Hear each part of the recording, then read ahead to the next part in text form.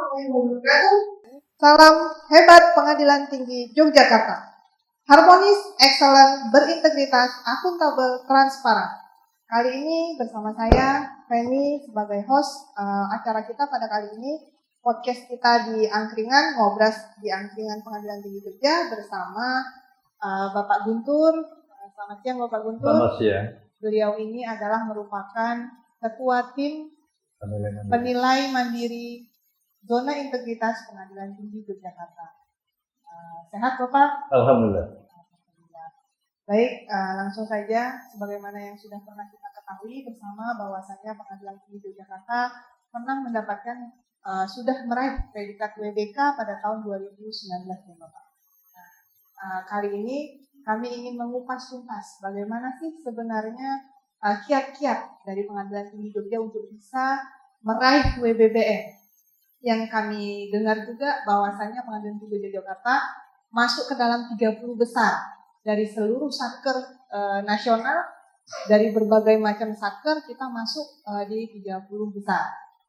Mungkin bisa diceritakan sedikit Bapak bagaimana prosesnya kita untuk meraih dari WBK menuju WBK. Baik. Jadi pada tahun 2019 WBK diperoleh oleh Pengadilan Tinggi Yogyakarta. Kemudian tahun berikutnya mencoba maju untuk memperoleh predikat WBBM. Tetapi ketika itu kita tidak lolos verifikasi administrasi. Demikian juga ketika pada tahun 2020. Nah, belajar dari sukses yang tertunda, bukan kegagalan ya Bu Penny, tapi sukses yang tertunda, Pengadilan Tinggi Yogyakarta berusaha untuk mengevaluasi. Jadi kita semua kumpul, mulai dari pimpinan, kemudian koordinator area, kita kumpul untuk mengevaluasi. Kenapa kita tidak lolos pada tahap verifikasi administrasi? Nah, dari hasil evaluasi kami, kemudian kami mencoba untuk melakukan introspeksi terhadap pelayanan. Karena di dalam BBBM itu tentu saja isunya berbeda dengan BBK. Nah, isu strategis di dalam perolehan BBBM yang pertama adalah penguatan integritas. Ya, karena integritas itu sudah teruji ketika kita memperoleh BBK, wilayah bebas korupsi, bebas dari korupsi. Ya. Jadi integritas itu sudah teruji, tetapi itu perlu penguatan. Nah, tentu saja di dalam BBBM karena goalnya adalah bersih melayani. Nah, kemudian kita tambah isunya adalah meningkatkan kinerja dan meningkatkan pelayanan publik. Nah, dari 3 isu itu kemudian kita coba untuk mendalami dan kemudian kita jabarkan, kita breakdown ke dalam program-program yang ada di 6 area. Nah, kalau boleh saya lebih jabarkan, di isu pertama adalah penguatan integritas yang dilakukan antara lain adalah baik melalui pembinaan maupun pengawasan. Perlu diketahui bahwa di Pengadilan Tinggi Yogyakarta itu pengawasan itu dilakukan baik oleh pengawas bidang maupun wakil ketua pengadilan tinggi selaku koordinator pengawasan. Nah, di dalam penguatan integritas kita juga melakukan upaya-upaya pengingatan seperti misalnya pada setiap 2 jam sekali itu diperdengarkan rekaman audio anti gratifikasi itu tiap 2 jam. Kemudian dalam kop surat keluar kita juga memberikan stempel Pengadilan Tinggi Yogyakarta anti gratifikasi. Nah, harapannya dengan cara-cara seperti itu kita selalu ingat bahwa kita harus selalu menjaga integritas. Bahkan di halaman depan itu ada mural besar di halaman yang mengingatkan tentang anti gratifikasi. Nah, bahwa kemudian mengenai isu yang kedua itu terkait dengan meningkatkan kinerja. Kinerja Pengadilan Tinggi Yogyakarta setiap awal bulan itu dinilai oleh para hakim pengawas bidang. Jadi hakim-hakim pengawas bidang itu setiap bulan, di awal bulan, itu melakukan pengawasan. Itu sebenarnya tidak lain adalah untuk melihat kinerja dari bulan ke bulan. Nah, pada tahap selanjutnya, pada jenjang berikutnya, hasil pengawasan kinerja itu ditindaklanjuti di dalam forum tingkat berikutnya, yaitu yang menyangkut teknis kepanitraan oleh panitera dan jajaran, sekretariatan oleh sekretaris dan jajaran. Nah, pada berikutnya adalah pleno, dan disitulah akan nampak semacam rapor. Misalnya, ada majelis hakim yang tidak mampu menyelesaikan perkara seperti yang sudah digariskan. Nah, mengenai penyelesaian perkara, Bu Beni, bahwa peningkatan luar biasa kinerja Pengadilan Tinggi Yogyakarta, karena sekarang tidak ada satupun perkara yang diselesaikan lebih dari 3 bulan. Bahkan yang luar biasa itu rata-rata penyelesaian perkara di perkara pidana, itu kalau dirata-ratakan, dari perkara bulan Januari hingga bulan Oktober sekarang, penyelesaian perkara rata-rata itu 28 hari. Jadi ini cukup cepat dan signifikan. Itu luar biasa. Nah, kemudian dari kinerja itu juga bisa kita lihat dari hasil survei kepuasan pengguna pengadilan. Nah, hasil survei ini dari tahun ke tahun kita meningkat. Selanjutnya dari isu yang ketiga itu terkait dengan peningkatan pelayanan publik. Mulai dari garda depan, security, itu kita melakukan pelatihan-pelatihan. Dan kemudian juga kita lengkapi dengan buku saku bagaimana, buku saku itu sebagai protap mereka, bagaimana dia menjalankan tugas security. Hasil dari pelatihan, kemudian pembinaan di garda depan, security, kami mendapatkan dari rekaman CCTV, itu ada upaya-upaya yang memberikan tip kepada security dan mereka menolak. Nah, ini artinya bahwa pelayanan yang kita lakukan itu adalah pelayanan yang benar-benar ikhlas ya. Tip pun kita tolak. Nah, demikian pula di PTSP. Di samping pelatihan-pelatihan, kita juga melengkapinya dengan manual book ya untuk pegangan mereka bagaimana melayani tamu dengan baik, melayani pengguna dengan baik. Nah, di PTSP itu kita jabarkan tentang jenis-jenis layanan yang dilakukan oleh pengadilan tinggi dengan harapan jenis-jenis layanan itu bisa diketahui oleh publik sebagai customer pengadilan. Itu dipampangkan di PTSP maupun berupa brosur. Nah, di samping jenis layanan, pengadilan tinggi dalam rangka memberikan pelayanan yang baik, kita juga sudah mengikrarkan tentang maklumat pelayanan. Janji kita untuk melayani publik. Andai kata pengadilan tinggi tidak mampu melayani publik sesuai dengan standar layanan, standar yang dijanjikan, itu ada permintaan maaf dari petugas dan kemudian ada kompensasi yang diberikan. Ada souvenir. Ada souvenir kompensasi untuk customer yang tidak mampu kita layani sesuai dengan standar.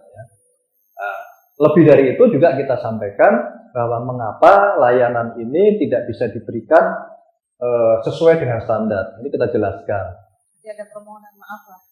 Ya, ya. Nah, ini apa namanya upaya-upaya untuk meningkatkan pelayanan publik. Luar biasa sekali Pak, Pengadilan Tinggi Jogja ini melakukan begitu banyak perubahan tadi kata Bapak, baik dari sisi penguatan integritas, peningkatan kinerja, dan pelayanan publik. Dari sini Pak, untuk mengusulkan WBK menuju WBPN itu kan harus ada inovasi ya Pak. Kira-kira inovasi apa saja sih yang menjadi unggulan dari Pengadilan Tinggi Jogja itu Pak? Mungkin bisa jabarkan.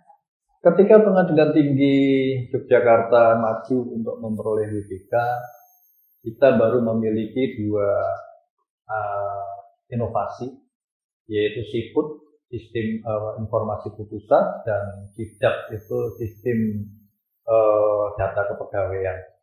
Nah, kemudian di 2021 ketika itu kan kita berpikir untuk pelayanan tentu saja perlu adanya inovasi, karena dengan inovasi diharapkan pelayanan itu menjadi lebih efektif, efisien, dan transparan.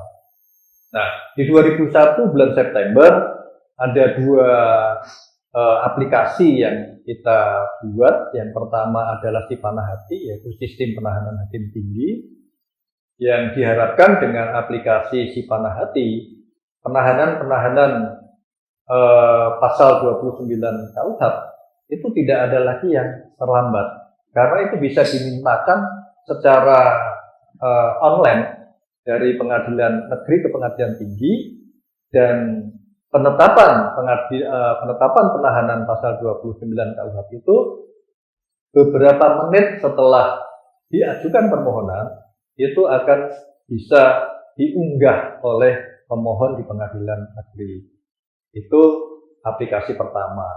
Kemudian aplikasi kedua itu adalah angkringan, yang tadi sudah Bu Feni sebutkan bahwa angkringan itu sebenarnya media konsultasi. Sebagaimana kita ketahui bahwa wilayah hukum Pengadilan Tinggi Yogyakarta ini kan sampai ke pelosok seluruh wilayah Provinsi DIY. Nah, tentu saja kalau tidak difasilitasi dengan inovasi berupa media konsultasi, itu akan menyulitkan masyarakat yang jauh dari ibu kota provinsi. Nah, untuk angkringan sendiri itu bekerja sama dengan pos-pos bantuan hukum yang ada di pengadilan negeri untuk menghandle setiap pertanyaan-pertanyaan dari para masyarakat yang ingin berkonsultasi tentang hukum. Inovasi berikutnya yang belum lama kita luncurkan adalah EMOSA. EMOSA adalah elektronik permohonan penyumpahan advokat. Nah, aplikasi EMOSA ini memudahkan bagi organisasi advokat untuk mendaftarkan anggotanya yang akan diambil sumpahnya oleh pengadilan tinggi. Jadi dia tidak perlu repot-repot lagi datang ke pengadilan tinggi. Dia upload data anggotanya, kemudian pengadilan tinggi akan membaca apakah persyaratan lengkap atau belum, dan ketika lengkap kemudian kita menginformasikan juga secara elektronik bahwa penyumpahan akan dilakukan di 1 hari. Berarti tidak perlu ke kantor, betul. Langsung diterima informasinya ketika via email atau via apa Pak? Ya, jadi jawaban kita kapan penyumpahan akan dilakukan kita jawab melalui email. Oh. Iya. Tetapi ketika berkas tidak lengkap itu terjawab di sistem itu. Jadi sistem akan menolak. Iya. Berarti sangat memudahkan bagi para advokat ini untuk bisa didaftarkan dan ikut penyumpahan ya Pak. Ya. Sangat mudah jadi. Ya, nah. Di samping ini efisiensi pelayanan yang cepat, ini sebenarnya juga terkandung maksud agar kepaniteraan hukum yang selama ini menghandle penyumpahan advokat itu tidak bertemu langsung dengan organisasi advokat. Ini kan juga salah satu cara menjaga integritas dan isu-isu yang tidak baik. Nah, kemudian aplikasi berikutnya adalah e-primary. Jadi ini adalah elektronik permohonan magang dan riset. Nah, ini digunakan oleh banyak mahasiswa. Untuk apa ini? Baik mahasiswa secara mandiri maupun dari fakultas yang akan magang di Pengadilan Tinggi Yogyakarta ataupun yang akan melakukan riset. Dan ini berjalan dengan baik, bahkan setiap selesai magang, setiap selesai riset mereka memberikan testimoni. Yang menarik dari e-primary untuk riset, ini bukan hanya permohonannya saja yang dilakukan secara elektronik, tetapi dia juga bisa kemudian meminta data yang akan kita kirimkan juga secara elektronik melalui email. Jadi misalnya mahasiswa yang jauh di luar kota Jogja, dia melakukan riset itu dengan mudah tanpa meninggalkan kotanya. Kemudian kita juga akan melayani ketika kemudian dari hasil riset dia membaca data kurang jelas, mereka mau konsultasi dengan narasumber yang ada, biasanya hakim tinggi, kita layani juga secara jarak jauh, bisa melalui telekonferensi, bisa video call dan sebagainya. Nah, ini sudah berjalan dengan baik. Luar biasa sekali. Jadi adik-adik Agung semua dari semua kampus sekitar Yogyakarta bisa segera mendaftarkan diri di e-primary jika ingin magang atau melakukan riset di kantor pengadilan tinggi Jogja, gitu ya Pak ya. Lalu kemudian Pak, ketika menuju WBBM, itu pastinya akan ada kelompok yang resisten terhadap semangat WBBM. Bagaimana kiat-kiat kantor, kiat-kiat Bapak terutamanya untuk bisa menghadapi kelompok-kelompok resisten yang semangatnya tidak semangat lagi. Ya, memang tidak bisa dipungkiri bahwa di setiap kegiatan, di setiap institusi itu resistensi itu selalu ada. Nah, persoalannya justru bagaimana kita menghandle resistensi yang tadinya ini menjadi kekurangan, tapi kemudian menjadi kelebihan. Nah, di dalam pembangunan zona integritas, yang utama adalah komitmen. Tetapi ketika orang berkomitmen, itu tidak selamanya kemudian tidak ada orang yang resisten terhadap perubahan. Pasti ada. Nah, komitmen bersama itu akan nampak ketika pada tataran implementasinya. Karena ketika komitmen, itu mestinya penjabarannya adalah kontribusi. Nah, di dalam berkontribusi tentu saja satu orang dengan orang lain tentu berbeda, tetapi sekecil apapun kontribusi itu tetap ada artinya. Nah, terhadap kelompok yang tidak berkontribusi sama sekali, itu sebenarnya sudah bagus. Diam saja sebenarnya sudah kontribusi ya. Nah, yang kita khawatirkan itu justru yang resisten, tetapi dia kemudian mempengaruhi yang lain. Nah, ini pimpinan tentu saja akan membuat mapping. Jadi dalam unit kerja ini mana yang menjadi orang-orang yang resisten, yang kemudian mereka menjadi kelompok yang resisten. Nah, ini kemudian peran dari agen perubahan. Oh iya, ada agen perubahan. Ya. Betul. Apa yang diharapkan dari agen perubahan? Ya. Yang pertama, agen perubahan ini kan akan mengajak teman-teman apalagi misalnya yang masuk dalam kelompok resisten untuk ikut terlibat dalam pembangunan ZI. Karena keberhasilan pembangunan ZI adalah terletak pada komitmen bersama yang penjabarannya adalah kontribusi bersama. Sehingga tidak ada lagi di antara kita yang boleh berpangku tangan. Nah, ini di dalam pembangunan ZI yang seperti itu nggak boleh. Nah, inilah kemudian setelah ada mapping kelompok yang resisten, agen perubahan ini akan mendatangi, mengajak, menghimbau. Gitu. Karena fungsi agen perubahan adalah ikut secara aktif bagaimana perubahan yang ke arah baik ini terjadi. Nah, kalau tadi Bu Feni menanyakan tentang peran agen perubahan di samping mengajak kelompok resisten, dia juga melaksanakan proyek-proyek perubahan seperti misalnya EMOSA, elektronik permohonan sumpah advokat. Ini terkait dengan advokat. Advokat itu kalau di jajaran pengadilan tinggi itu menjadi tusinya kepaniteraan muda hukum. Nah, kepaniteraan muda hukum ini salah satu dari agen perubahan kita. Nah, dia terlibat langsung di dalam pembangunan EMOSA, aplikasi EMOSA ini. Nah, inilah agen perubahan. Jadi menciptakan perubahan melalui aplikasi, kemudian juga mengajak kelompok resisten untuk berubah, berkontribusi untuk pembangunan ZI. Untuk terus mendukung semangat. Iya, betul. Baik. Kemudian Pak, ini setelah mendapatkan predikat WBBM Pak. Insya Allah. Iya, insya Allah ya Pak. Apalagi yang akan dilakukan? Iya. Jadi predikat ini kan sebenarnya penghargaan dari Kementerian Menpan. Penghargaan. Tetapi hakikatnya adalah bagaimana kita tetap harus terus-menerus membangun integritas sambil tidak berhenti meningkatkan pelayanan publik. Jadi insya Allah ketika nanti Pengadilan Tinggi Yogyakarta mendapatkan ridha Allah, kita berhasil memperoleh predikat BPPM, program-program pasca BPPM itu sudah disiapkan oleh Pengadilan Tinggi ya. Antara lain akan lebih meningkatkan pelayanan terhadap mahasiswa yang melakukan magang dan riset.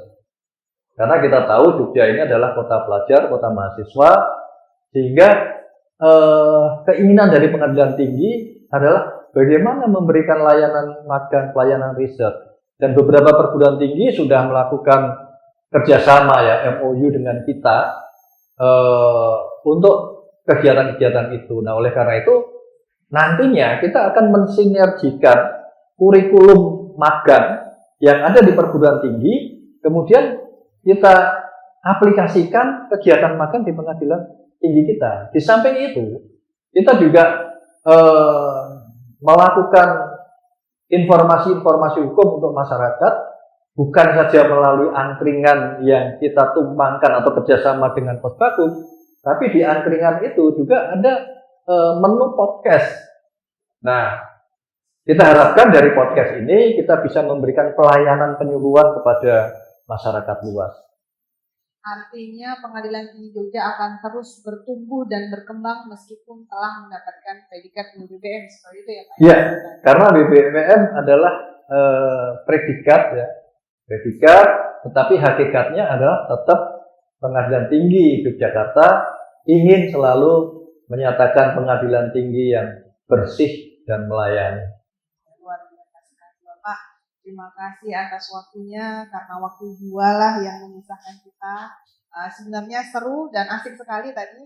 Mungkin insya Allah bagi pemirsa yang ada pertanyaan seputar obrolan kami tadi, bisa ditulis di kolom chat dari link kami untuk terus mendukung kami menuju WBBM. Apabila ada hal yang ingin ditanyakan, boleh ditulis, nanti akan kami baca dan kami review. Mungkin saja nanti kami minta lagi waktunya dari Bapak narasumber di lain hari, di lain waktu untuk bisa membahas pertanyaan dan menjawab pertanyaan dari Bapak Ibu sekalian pemirsa yang sedang menonton hari ini. Demikian podcast kami hari ini. Terima kasih. Lebih dan kurangnya kami mohon maaf. Billahi taufiq wal hidayah. Saya Feni undur diri. Wassalamualaikum warahmatullahi wabarakatuh. Salam hebat Pengadilan Tinggi Yogyakarta. Hebat, hebat, hebat.